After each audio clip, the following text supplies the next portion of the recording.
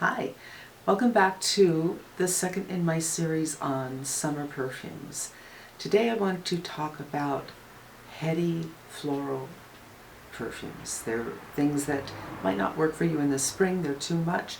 Something that isn't going to work for you at all in the winter, but in the summer, they're powerhouses. They enter the room before you do, they stay in the room after you leave, and they are remembered.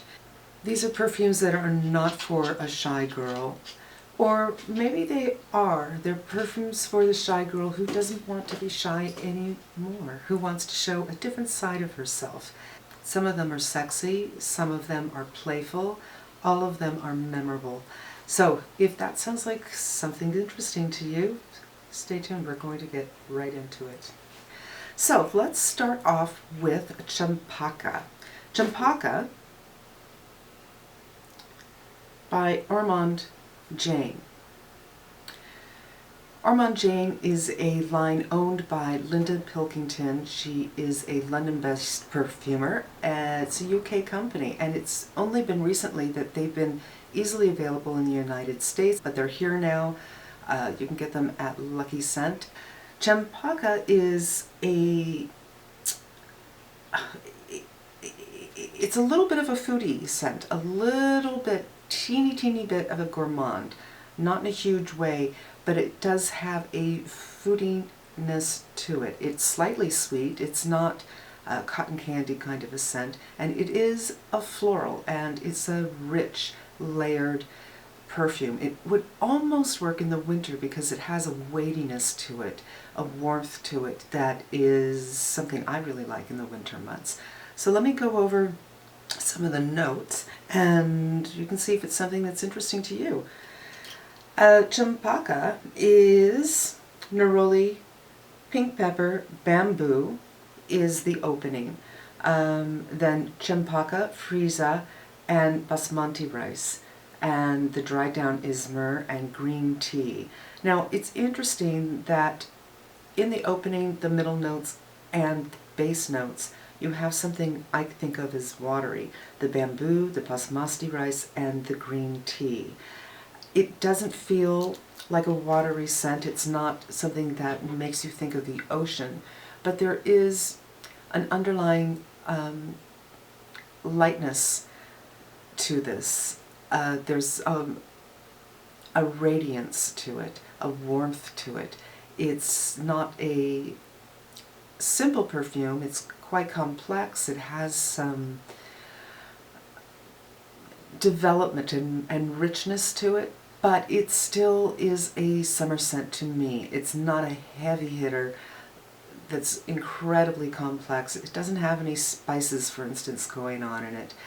And I find it to be something that would work very well during the day in the office, and just as well at the night. A hot summer night when you don't want to smell, 2 yards before you enter the room, but a little bit before you enter the room is okay. It does wear, the sillage isn't much, it wears pretty close to your skin, and I think it's one really worth checking out. So that's Ormonde JAYNE's CHAMPACA. Today I am wearing this scent. One of the fun things about doing this video series is I'm pulling out things. Lately I've been in the habit of wearing the same thing. I have 3 or 4 things out and rotate between them, and now I'm digging deep into my cabinet and looking at things, categorizing them, and wearing them, and it's such a pleasure to get outside of the 4 things that I'm using right now in rotation. And this I put on today, and I deserve another spritz. And the hair. And when I'm wearing something short sleeved, I love to get my shoulders in on it, so I want to smell it. It's all about my pleasure. You know what I mean? The perfume should do something for you. They should lift you up. They should cuddle you if that's what you want. They should invigorate you. They should make you feel something that you want to feel, be it sexy, be it powerful, whatever it is. Perfume should help you get there, and that's why I like them. They're kind of an emotional journey in a bottle, and when you wear a perfume for a period of time, they're kind of a memory in a bottle too. So this is AMARANTHINE by PENHALIGON'S. PENHALIGON'S is a UK brand. I think it's been around for 150 years or more. It's a line that's very difficult to find in the United States now. Lucky Scent used to carry it, they don't anymore, but it's well worth keeping your eye on. So I would categorize this as a spicy tropical floral. And there's a milky element to it too. So let me read you what we have going on with AMARANTHINE. Green tea, white freesia, and banana leaf. Now the banana leaf is what gets you into that tropical arena. There's a little bit of a sweetness to it, and it just kind of puts your brain in a field of banana trees and a warm earth that's moist at your feet because it's rained recently. See the journey a perfume can take you on if you have the imagination that I do. It's pretty fun. It also has coriander seed and cardamom. Cardamom is a lovely spice in perfume. I've found that many perfumes that I adore have cardamom in it. I find that there's something slightly cooling in it. It's not a hot spice. Rose, carnation, clove, orange blossom, ylang ylang, and jasmine. Now that's a lot.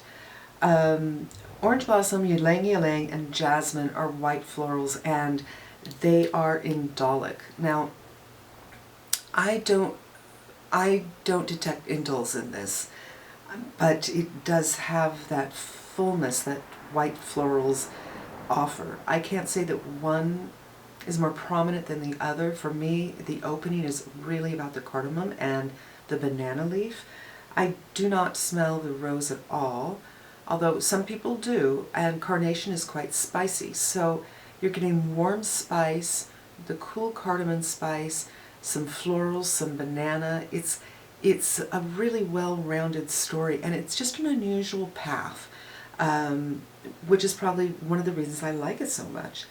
And the base notes are vanilla, sandalwood. Of course, vanilla is a foodie gourmand that's associated with a lot of gourmands. Sandalwood, tonka bean, and, get this, condensed milk.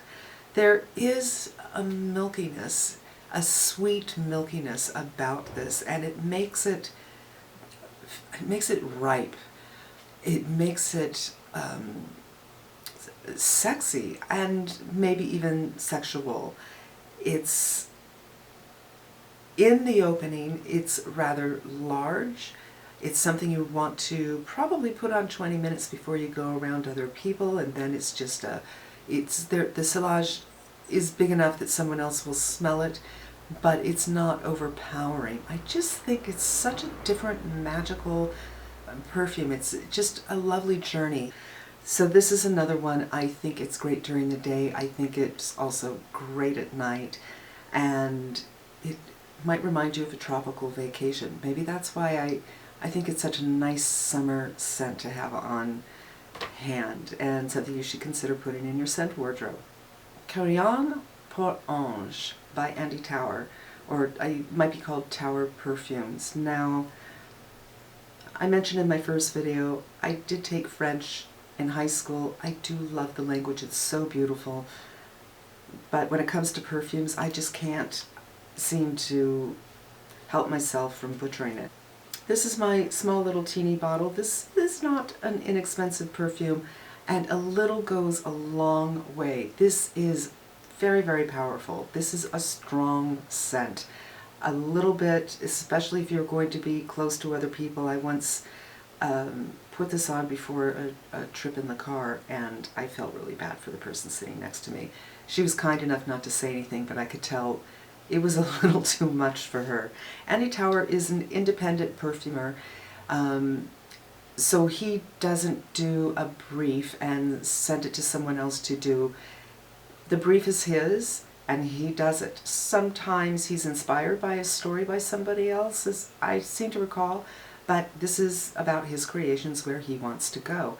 The first time I ever got a whiff of the Carillon pour Ange was when a friend of mine came over. She was much more experienced in perfumes than I was. I met her through the perfume community, and she brought up samples of many things, and she had opened the lid to something, and it stopped me in my tracks. What is that? What is that? She goes, oh, it's this. I said, what is it?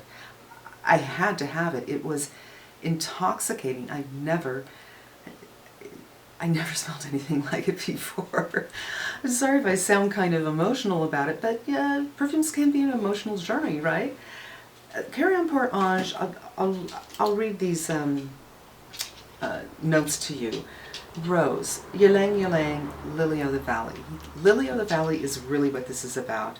Jasmine, leather, ambergris, and moss and woods. Now, this to me is primarily a lily of the valley scent, but it's lily of the valley in a way you have never smelled before. Comme des Garçons has a scent lily that is beautiful, it's innocent, it's young, it's youthful, it's sweet. And men love it. Whenever I've worn it, men have stopped me, what are you wearing? Which is really interesting. I don't think the sexy ones seem to be the ones that men really love. It's the innocent ones. This is not an innocent incarnation of Lily of the Valley. There's nothing innocent going on here. When I think of this, the color that it evokes from you, it is golden, just like the ribbon here, but there's something almost meaty about it. It doesn't smell like meat, but there's something fleshy about it to me. The lily of the valley is what really comes out, but it's a dirty lily of the valley. It's unlike any lily of the valley you've ever come across. It's slightly sweet. None of these have that chypre cool quality. If that's something that puts you off, don't worry. These are summer heady florals. I do get a bit of the jasmine, and I think the leather kind of helps temper it from being overly sweet. And maybe that's what the meaty quality about it is. It gives it a weight, like a foundation, a leather foundation on which these florals lie, but the leather isn't prominent. It just acts as a leverage, if you will, leavens it. That's the word I'm sticking with, I think, on this one. Beautiful fragrance. Carillon pour Ange by Andy Tower. Now I want to talk about the biggest, the best, the mother of all, for me, heady florals that you should wear in the summertime. Several years ago, I was out at night, 9 o'clock at night. It could not have been less than 90 degrees. It was a little humid. I was miserable. I'm not a heat girl. I'm the person who turns bright red when it gets hot. Put me in the sun, I get a little bit more red.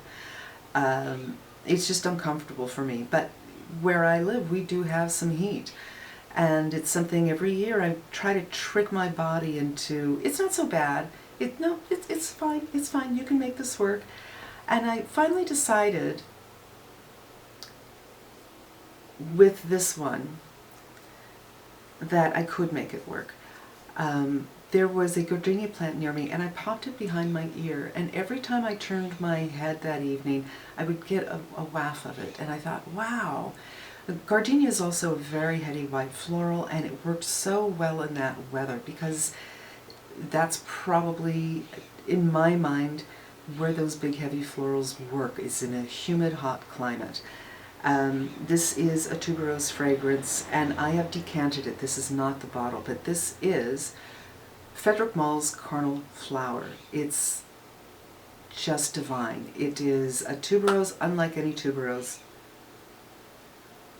It has a greenness to it and a freshness to it, and yet it's quite large. So where Carillon pour Ange, it doesn't have a freshness to it. It is a dirty lily of the valley. This is a clean tuberose. It's not very indolic at all, so it doesn't have that weightiness or meatiness to it. It's a little fresh, but it's not like, it's a fresh tuberose, if you will. Now, tuberose gets a bad rap, and kind of for good reason. I once had tuberose in a pot in my backyard, just one. And when you walk back there, it just hits you, and it was glorious. But I feel like a lot of perfumes don't plant one tuberose. They plant a bushel, and it can be too much. Fracas's, or Fracas, is a tuberose perfume that's probably the most famous one of all. And Madonna helped to bring that back to life because several years ago she said she loved this. It was produced by Robert Piget in 1948. It's been around for a long, long time, and I've given it a couple of tries. 4 or 5 years ago I even bought another bottle, and I tried, but it was just too much. It was, overwhelming. And when you're hot and you put something like that on, you'd want to sit in a cold bathtub until all the scent washes away. This is just the opposite. You want to wake up in the morning still having this on you, and you probably will, because a little bit goes a long way for carnal knowledge, carnal flower. I mention carnal knowledge because I have a feeling that I have read that this was inspired by Candice Bergen, who was in the film Carnal Knowledge. I believe it was Art Garfunkel, Jack Nicholson, and Anne Margaret, and Mike Nichols was the director, and it's a fantastic film. If you haven't seen it, you must.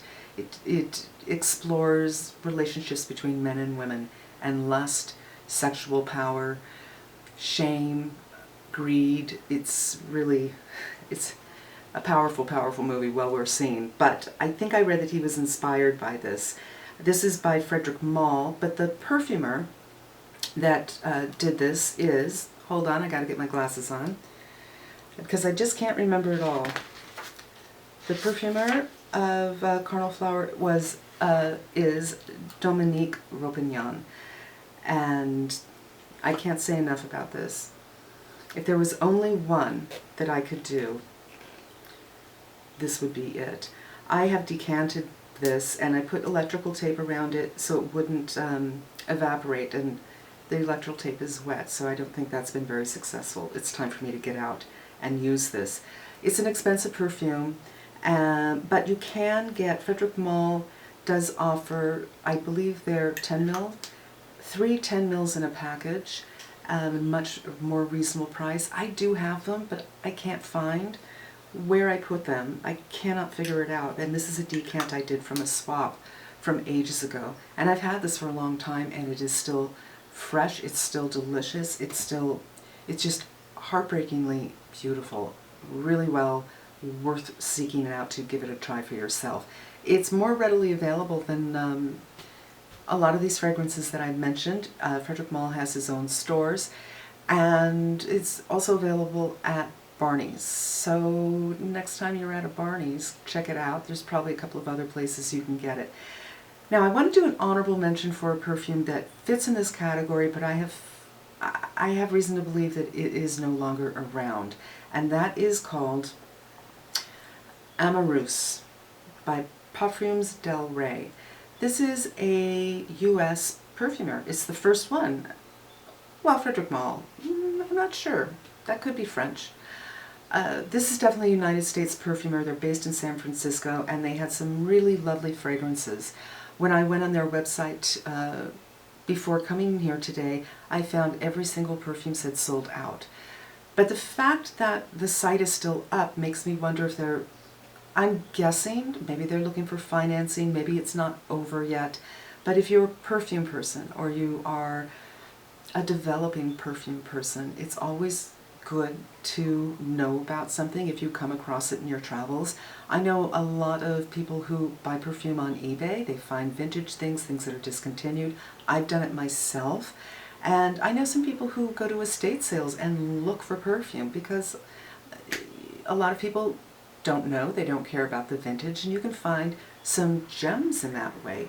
So Amoureuse, I'm going to tell you a little bit about this, is top notes. Well, actually, I'm going to say all the notes. By the way, this is My preferred way of getting an idea of what a scent is, rather than spraying it on yourself, you have to wait for the alcohol to dissipate before you can get an idea of what it really smells like. If you smell the cap, you can get a good idea. This is tangerine, cardamom, tuberose, jasmine, ginger lily, oak moss, sandalwood, and honey. For me, what I smell the most here, and the perfumer is MICHEL ROUDNITSKA.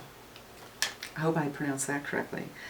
What I get out of this more than anything is the ginger lily. And it's another one, like the CARILLON pour ANGE, it has a meatiness to it, a fleshiness about it. And I think that's from the ginger chow, but the honey could have helped. The honey gives it some sweetness. The cardamom, another appearance for the cardamom, something that I really enjoy in perfumes. The tangerine gives it a little bit of freshness. The tuberose and the jasmine offer the white lily headiness. It is not indolic. I don't get indoles from this, but it's not stripped of its character either. This is a big one. This is something that, another one, a little bit, one spray, pat pat, both sides. You don't want to go crazy with it because it does have a bigness about it. It would wear lovely at night. Day, I would be very careful with it. But it puts a smile on my face. So that's it. That's my suggestion for five heady summer florals. Florals that have their own personality. We won't smell like everybody else. People will ask you what you are wearing. And in the case of the CARNAL flower, they're going to run out and buy it because it's so gorgeous. Some of these are going to enter the room before you. Some of them are going to stay in the room after you leave. It is, as I said in the beginning, it's not for the shy. But at the same time, if you are shy, I think it might be a way of showing a little bit of your boldness. People might be mistaken about who you are, that you might be a little more daring, you might be a little more risk-taking, you might be a little bit more adventuresome than people think you are. If you're someone who just plain old loves perfumes and you want to explore scents that just are off the beaten path, these are four that are well worth taking a good look at. So that concludes part 2 of my summer perfume series. These are perfumes that I own and love, and I just want to share with you what I think is so unique about them and why I think you might enjoy them, and to let you know I think they're well worth seeking out, even though they can be a little more difficult to find. You will definitely not smell like everybody else, and I think each one of these is memorable, and they work both for your story that you're conjuring in your head, and I truly believe we conjure stories in our head if we're into perfume, that it'll be remembered by other people. It can really be something that lifts your spirits and puts you in the mood you want to be in, or enhances the mood that you are in. I just think there's a little bit of magic in every bottle of perfume, and I just wanted to share the magic that I found in these. So thanks so much for coming. I hope you enjoyed it. I hope you learned a little something, and I really hope you come back. Coming up soon will be part 3, and I think we'll be taking a look at some citrus scents. Until then, have a fantastic day.